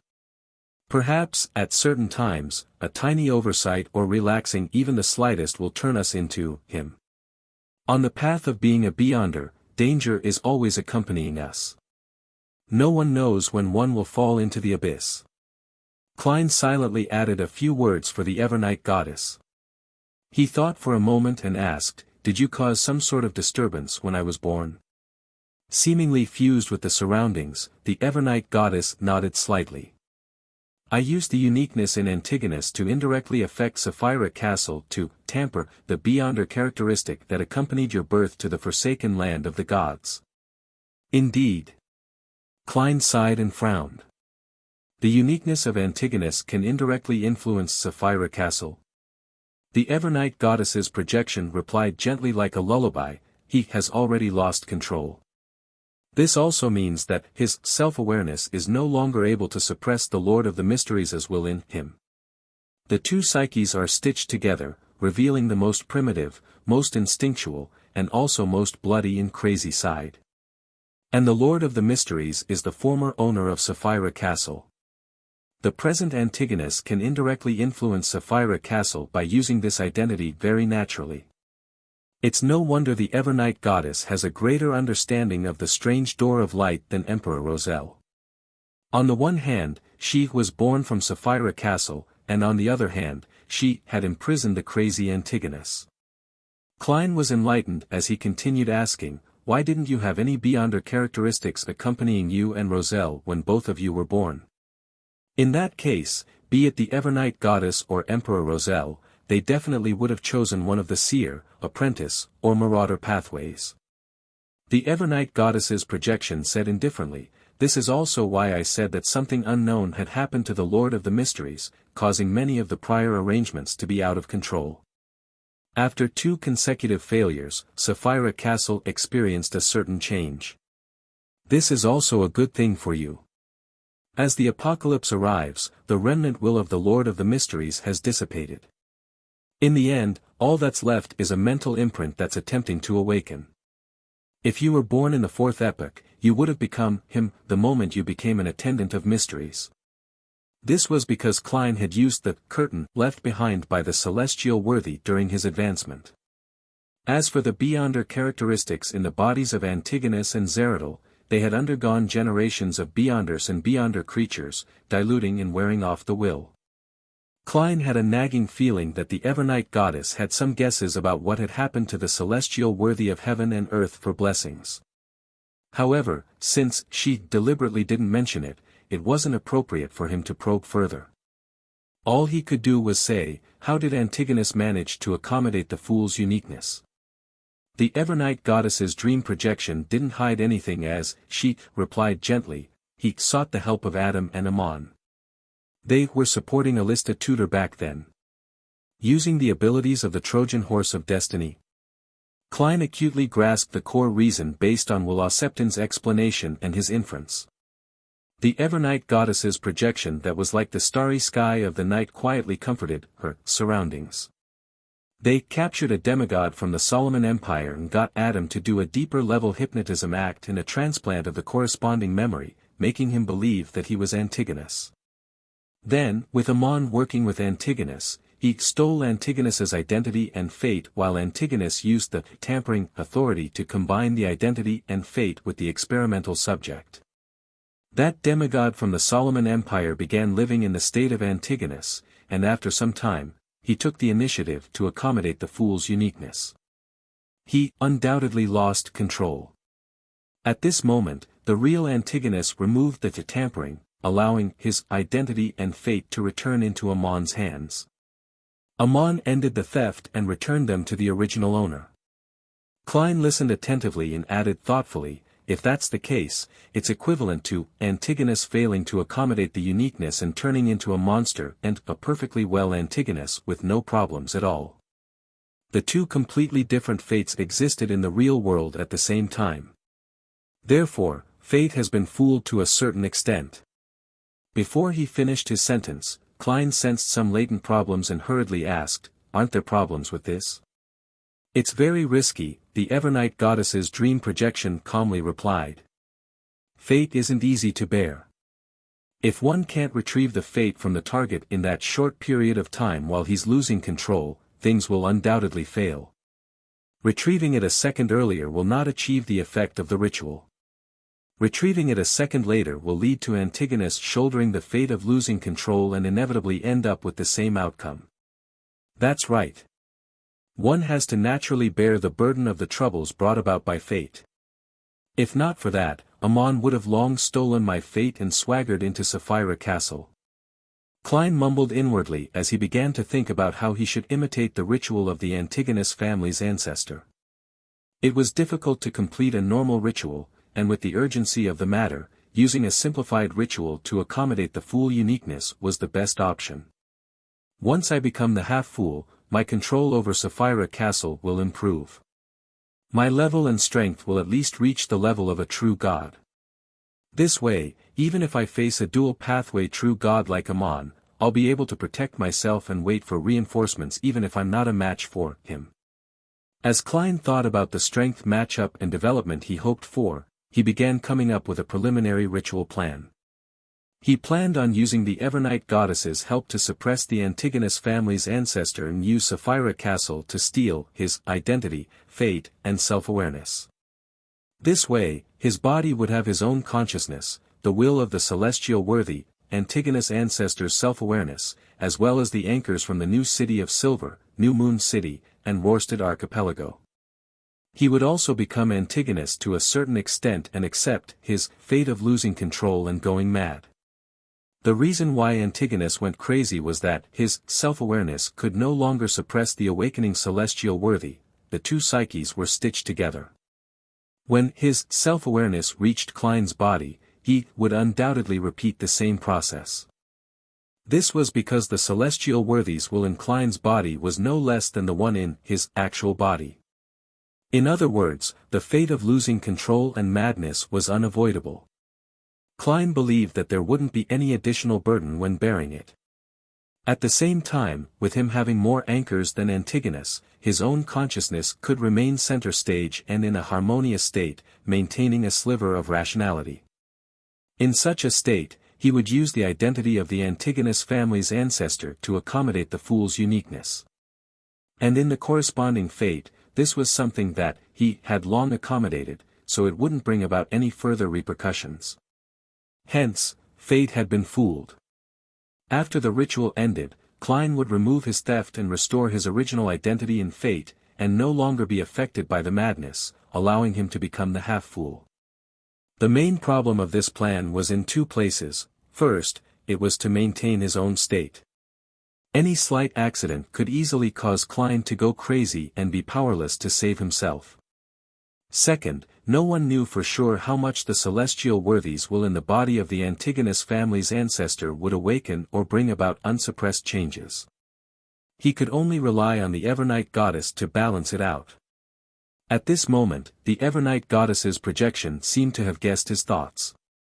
If you wish to steal the fate of Antigonus, it's best to let him enter a temporary state of eternal slumber. I can try to help you, but I need a medium to have the necessary confidence. This is an angel that had accommodated the fool's uniqueness. What medium? Klein asked, seemingly in thought. The Evernight goddess's projection said with a smile, the river water of the river of eternal darkness. As expected. To Klein, this answer wasn't surprising at all. It was even within his expectations. This made him feel rooted to the ground. He deliberated for a moment and said, just the river water. The Evernight goddess's projection nodded slightly and said, you won't be able to take away the entire river of eternal darkness at the moment. You'll understand once you reach the depths of Calderon City. You can ask the questions when you're back. Without waiting for Klein to answer, she added, for you, there's an unusual danger there. You better wait until your mental state is stable before you go. All right. Although Klein didn't know what he would encounter in the depths of Calderon City, he knew that he wasn't in the right state to take risks, especially when it involved a Sapphira. The Evernight goddess's projection continued, when you wake up, hold a bestowment ritual. I will give you an item that can be used to scoop up the river water of the river of eternal darkness. Klein nodded and said without a word, Adam is part of the ancient sun god, one of his identities. The Evernight goddess's projection didn't show any obvious signs of emotion. She gently said, "He has already gone to the forsaken land of the gods and met the true creator." That's fast. After feeling a little surprised, Klein felt that it was only right. The reason why Adam allowed the secret to be exposed was that the secret was no longer of value. The Evernight goddess's projection continued, "No matter what happens next, it will take a long period of time. You don't have to pay attention to it for now." After Klein nodded, the figure in front of him quickly turned blurry. The night vanilla and slumber flowers under his feet flew up one after another, scattering throughout the darkness. He opened his eyes and saw the dark hall and the pure light shining through the holes in the wall. The latter were like stars embedded into a velvet night sky. Chapter 1359. Early morning. Klein watched as scarlet flames suddenly appeared and engulfed him. When the sparks scattered, his figure had already vanished from St. Samuel Cathedral. In an ordinary inn's empty room, Klein walked out of the sudden rising flames and began setting up a bestowment ritual. Soon, the mysterious door formed by candlelight opened. An ancient accessory flew out from the endless darkness and landed on the altar. This accessory seemed to be made out of gold. It looked like a slender bird, surrounded by a pair of wings formed by white flames. The bronze eyes shimmered with layers of light as though there were illusory doors hidden within. Klein sincerely thanked the Evernight goddess, ended the ritual, and picked up the golden bird-shaped accessory. This seems to be the image of the legendary phoenix ancestor Greggrace. Beyond this ancient death's own pathway, she had apparently grasped partial authority of the apprentice pathway. This is a preliminary conclusion from the city ruins in the forsaken land of the gods that believed in the phoenix. It's no wonder most ancient gods find it difficult to control their emotions. They were on the edge of madness. No, they were constantly teetering between madness and rationality. Before the first blasphemy slate appeared, none of the Beyonder creatures had the concept of a sequence pathway. They only had the concept of convergence, reproduction, and blind attempts. As Klein carefully examined the golden bird-shaped accessory, he sighed inwardly. As the owner of Sapphira Castle, he could sense that there was a subtle connection between the accessory and the river of eternal darkness. So it can contain the river water of the river of eternal darkness? Yes, the river water of the river of eternal darkness is definitely not river water in the true sense of the phrase, but an abstract concept or symbol. Klein nodded in thought and threw the golden bird-shaped accessory into Sapphira Castle, sealing it in the junk pile to prevent any unnecessary accidents. On a mountain peak outside Byam City. The Red Angel evil spirit watched as the edge of the sea gradually lit up as an orange sun slowly left the horizon. At some point in time, a young man wearing a pointed hat and a classic black robe appeared beside him. The man played with a crystal monocle and wore it on his right eye. It was Amon, who had become Mr. Error. Sauron Einhorn Medici turned his head and glanced at Amon. The sacrifice you provided was actually the original body. If it wasn't my true body, how could I have the time to steal the ritual and replace Bethel? Amon replied with a smile. As a qualified conspirer, you shouldn't have not thought of this. The Red Angel evil spirit scoffed. How would I know that you weren't trying to trick me? Perhaps you predicted my prediction. Amon smiled and didn't answer directly. Instead, he took out a strange crown covered in rust and blood. This is your reward. He threw the item to Sauron Einhorn Medici. After the Red Angel evil spirit caught the strange crown, he was somewhat surprised. Wow, you actually didn't try to go back on your word. Doing something that doesn't match your expectations is also a form of deception. Amon pinched the monocle on his right eye and said with a smile, I'm looking forward to you becoming the Red Priest and devouring that demoness. When that happens, your image will definitely be extremely interesting. As Amon said this, his smile carried an unconcealable sense of warped humor.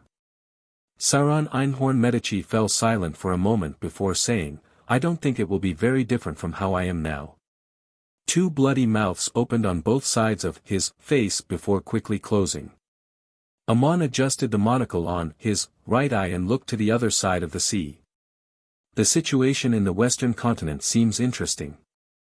With that said, the present Mr. Error, the former angel of time, turned into light and dissipated. The red angel evil spirit looked in the direction of where Amon was looking at and tossed the strange crown in his hand. On both sides of his face, the bloody mouths appeared once again as they said, after absorbing this beyonder characteristic, you'd better stay away from Bansi. If you wish to grow breasts and have your body swell up, you can continue staying there. Medici curled his lips and said, isn't this something you both wish for? Facing the altar filled with materials and artifacts, Klein raised his right hand and snapped his fingers. The table in front of him instantly became empty and clean. All the junk had been split up in categories and returned to their original location. This was a miracle that stemmed from one of Klein's accumulated wishes. Compared to the past miracle invokers and attendants of mysteries, the miracles I can create can be described as quite varied. It's very practical, including but not limited to building houses, interior design, garbage classification, and environment protection. Klein looked at the cleared and laughed self-deprecatingly. He then opened the door and left. He wanted to return to the real world and return to human society to strengthen his humanity and stabilize his mental state. His problem now was relatively problematic. If he directly sought Miss Justice's treatment before first suppressing the awakening will of the celestial worthy of heaven and earth for blessings, he would only contaminate her and allow his psychiatrist to suffer mental illnesses. Of course, if Miss Justice had reached sequence 2, the effects wouldn't be too great. The current Backland had been rebuilt, and the number of pedestrians coming and going had returned to their previous peak. Just as Klein pushed open the inn's door, he heard all sorts of voices. Wait! Wait! Fresh fish from Pritz Harbor. It has plenty of meat and little bones. It's great for frying. Special ginger beer matched with muffins and potato wedges. Hot and fresh oyster soup. The freshest vegetables. Most of the noise came from the street vendors, and some came from a small number of passengers who were chasing the public carriage or pedestrians who were knocked down by people in a rush. The early morning rush painted such a noisy, sonorous, and chaotic scene. Klein listened to these unfamiliar yet familiar shouts and silently looked at the scene in front of him. He didn't move for a few minutes. Only when a thief came close did he put his hands into the black coat's pockets and walk towards the nearest coffee shop.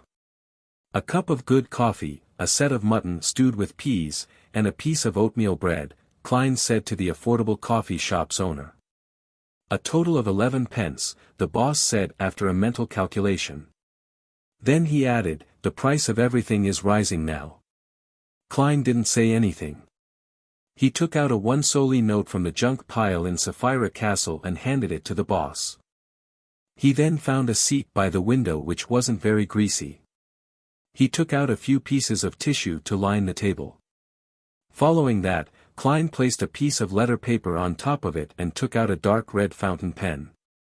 After watching the morning scenery and pedestrians, he finally wrote, Dear Mr. Azik, I haven't written to you for another month, because I had no choice but to sleep for some time. This isn't because I'm hurt, but because the ritual requires it. When I woke up and walked into human society again, on the streets, it suddenly reminded me of the life I had when I was in Tianjin. At that time, it was always very noisy in the morning. A large number of citizens would leave their homes, rushing to the factories or companies. The mobile peddlers gathered on the street and peddled their vegetables, food, and fruits of questionable quality. They were always cheap. I would always protect my wallet and carefully squeeze through them before heading to the station and wait for the public carriage with many people. I worked at the Blackthorn Security Company at 36, Zutland Street, and had a group of good colleagues. Dunn Smith was the captain, the supervisor there. He was an experienced, kind, and responsible beyonder. He had a mild personality and was experienced in his job. He also cared for all the members in the team, and his only flaw was his bad memory. For matters which weren't too important, he might forget about it the moment he turned around. He often said, "Hold on, there's still another thing." Of course, there was a reason why. He had lost too many companions. He hoped that they would all stay in his dreams, so he often became lost as to which matter was reality and which belonged to dreams. Old Neil was my first mysticism teacher. The most useful skill he taught me was expense claims. He always designed strange ritualistic magic, hoping to obtain help from the goddess. Some of it succeeded, while others produced ridiculous accidents. Until today, I can still recall them. He was a very kind person. Even when he was seeking to fulfill his everlasting dream, he didn't wish to harm others. Leonard is a poet with his own secrets. At first, I thought he was very mysterious, and a hidden expert that needed attention to be placed on. Later, I realized that he was a crude, simple, impulsive, rebellious, aloof, and rude young man. Furthermore, he really doesn't have any literary talent, so he could only rely on memorizing things to complete the acting requirement. Yes, he barely has some merits. He's considered rather brave, and he has sharp intuition and terrifying reasoning abilities in certain matters. However, this is limited to certain matters. Fry was a cold-looking beyonder who no one dared to approach.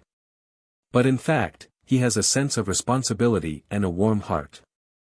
He would always extend his hand when others needed help. Kenley was very short. He used to be a civilian staff member, and he then took the initiative to apply to become an official member. He was quite smart, but he would never decline a case. Every time he played cards, he would talk about his fiancée. Roseanne is the receptionist at the Blackthorn Security Company. She's lively and lazy, and she's loved by everyone. To us, she's like a younger sister. She also likes every single one of us, but she also hates all the official members because her father was once an official beyonder who later died in the course of duty. Perhaps, in her heart, official members were equivalent to people who received a notice that they were infected with a critical illness. Mrs. Oriana is an accountant, a victim of a supernatural case. She's delicate and gentle, and she pursues an exquisite life. She usually doesn't speak much, but she takes good care of everyone and doesn't make things difficult for us regarding finances. For example, she rarely rejects old Neil's expense claims, no matter how ridiculous the reason was. She would only leave it to the captain to make a decision. Mam Sika Tron has rare natural white hair, and she's an unsuccessful author. She has an outstanding temperament and a quiet personality. She doesn't seem like a beyonder who fights at night. She's also very brave and very firm. Even when facing death, she doesn't flinch. Mam Royale is very similar to Fry. They don't talk much but are very concerned about their colleagues. Yes, except at the card table. Brett is the best at writing reports among the clerks. He's a romantic gentleman. Even though he's been married for 15 years, he still loves his wife very much. I think he'll live a good life because he lives by the maxim that the less he knows, the longer he'll live. Cesare Francis is our carriage driver. Despite being a civilian staff member, he often encounters dangerous situations. Therefore, the captain handed over the matters regarding the purchase of goods and applications to him. He doesn't make his presence known, and perhaps this is the key to his survival. I occasionally think about it. If it weren't for the things that happened later, I would definitely still be living in Tingen. I would work on time every day. I'll be on duty to man the basement, and I would deal with the few cases that crop up while playing cards with my colleagues. I would occasionally accompany Melissa and Benson to watch a play or a circus show. If I can come home early one day, I'll study cooking. That's a huge hobby of mine. When the weekend comes, I might come to visit you and talk about the history of various fields. It's a pity that life is always pushing us forward and making us face changes. Chapter 1360 Choice. After Klein wrote down his impression of Tingen, He briefly mentioned that he had completed the ritual to become a Sequence 1 attendant of mysteries, as well as resolve one of his longtime traumas, the leader of the secret order, Zeradol. He didn't describe his predicament in detail, only seriously discussing the mental problems that Angel suffered. Putting away the fountain pen and folding the paper, Klein reached out to take out Azek's copper whistle from Sapphira Castle and blew at it. Inside the cheap coffee shop, white bones spewed out like fountains, forming a huge messenger. The messenger then shrank his body, becoming only the height of a normal person. At the same time, it knelt down on one knee and stretched out its palm. "There's no need to be afraid of me." Upon seeing this, Klein laughed. "It's not like I would do anything to you." As he spoke, he picked up the letter and placed it in the skeleton messenger's hand. The messenger nodded heavily a few times. It was unknown what it was agreeing with. Then, its body disintegrated, turning into bones that drilled into the ground.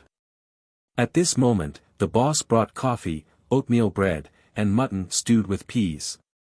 As Klein enjoyed breakfast that wasn't too delicious but was filled with a bourgeois style, he looked out the window and enjoyed the morning scenery without any reason. He admired the pedestrians, carriages, trees, mist, food, and machinery that made up the scene. If there was no apocalypse, it's best to be a Sequence 7 Beyonder to maintain the life in Tingen and live rather leisurely while being capable of handling most cases.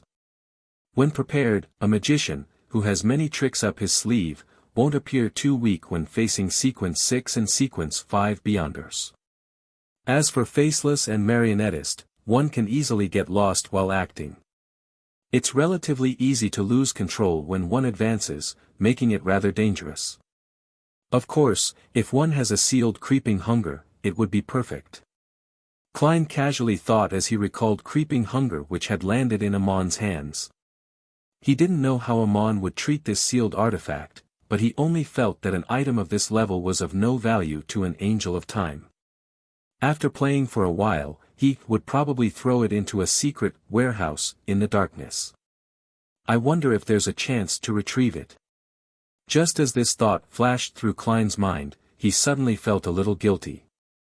This was because even if he could snatch creeping hunger back from Amon's hands, he would throw it into the junk pile, making it wait to be bestowed to the blessed or believers that needed it. This was no different from being in Amon's hands. Klein quickly diverted his attention. I lost the mirror again. Adam shouldn't be interested in a mirror at the saint level. Perhaps, I can get it back. No, a road seems to have been spewed out from the Chaos Sea.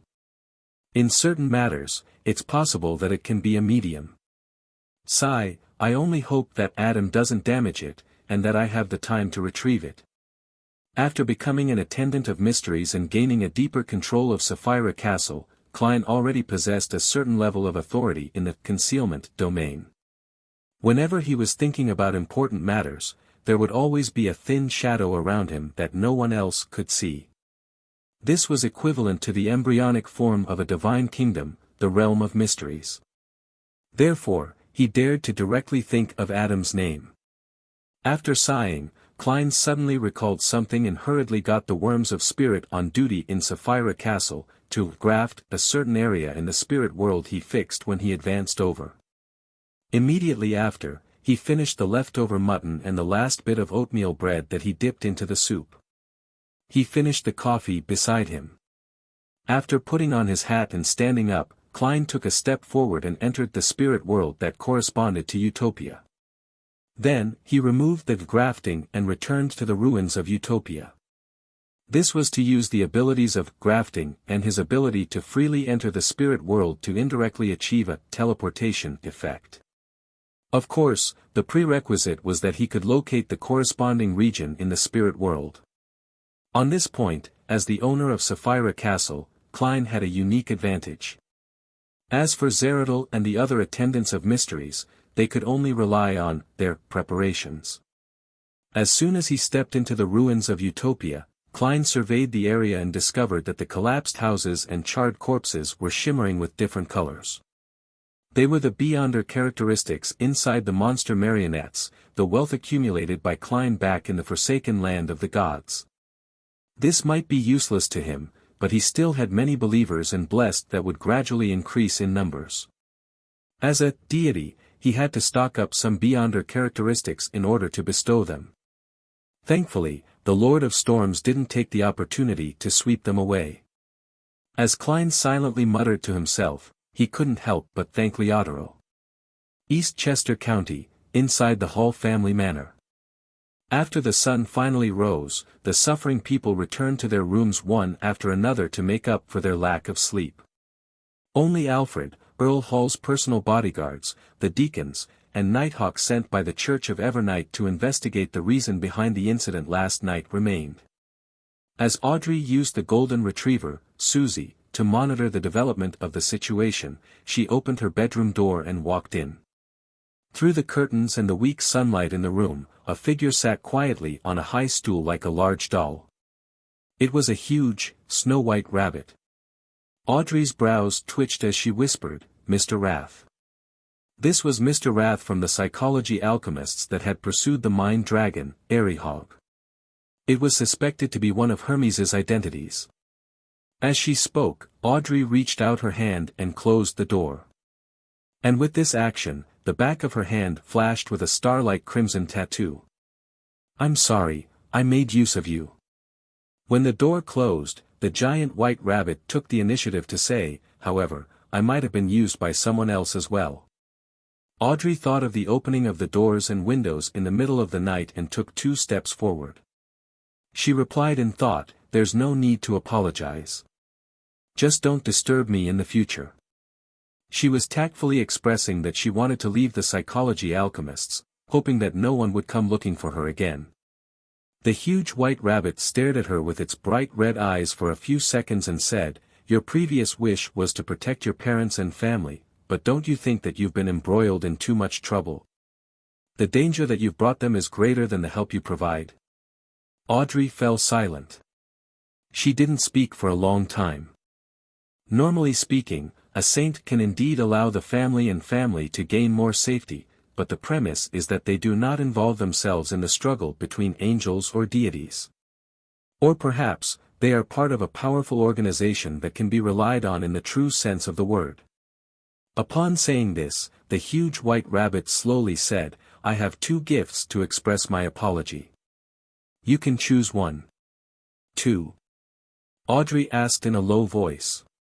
The giant white rabbit nodded, its ears constantly wiggling. "One is to truly become Miss Pride of the psychology alchemists. We can ignore all your other secrets and tacitly allow your other operations, as long as you don't reveal our matters and bring danger to the psychology alchemists. Of course, there will be a certain disadvantage.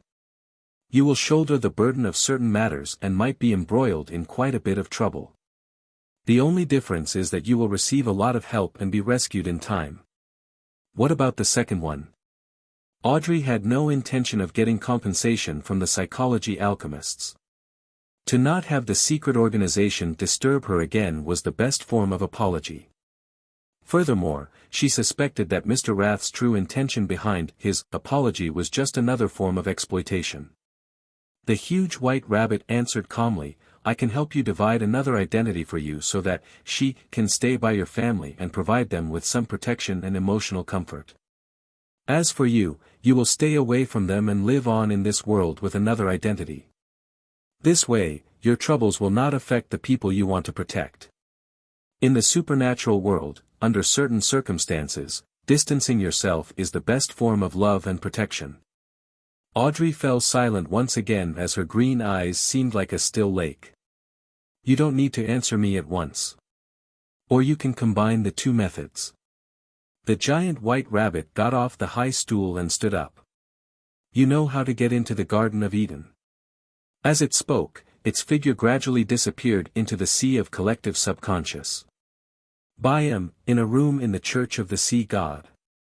The oracle, Danitz, dressed in a gorgeous robe, sat on a chair, silently looking at Alger Wilson.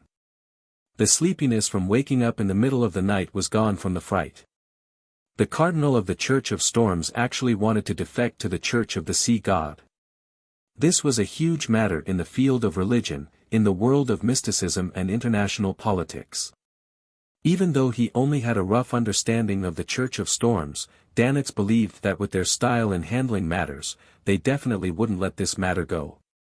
Perhaps a calamity was already on its way to the entire Worsted archipelago to destroy it. Furthermore, a cardinal is definitely highly valued by the Lord of Storms. Alger's betrayal might attract a god's punishment at any time. The more Danitz thought about it, the more he trembled, afraid that he would be affected. This made him recall a saying from his hometown, "Don't be near people abandoned by the gods." This was because those guys might get implicated when lightning smote down. If not for the fact that Gehrman Sparrow had sent me a message in the name of being Mr. Fool's attendant to help me settle Alger Wilson in, I would have already tied up this ticking bomb and sent him back to the Church of the Lord of Storms. The more afraid Danitz was, the more he couldn't help but mutter inwardly. Of course, he was just letting his thoughts run wild. He didn't even consider their difference in strength. After a while, someone knocked on his door. Danitz jumped up and quickly walked to the door, opening a crack. "Any results?" he asked in a low voice. The intel supervisor of the Church of the Sea God said simply, "Lord Oracle, the Church of Storms has switched cardinals." "What about the original one?" Danitz pressed in surprise. "It said that he was transferred back to their headquarters." The intel supervisor recounted what he learned from some of the servants at the Cathedral of Waves. Transferred back to their headquarters. As Danitz was confused, a grayish-white fog suddenly appeared in front of him. He heard Mr. Fool's words, "From this day forth, Alger shall wear a mask and become the pontiff of the Church of the Sea God."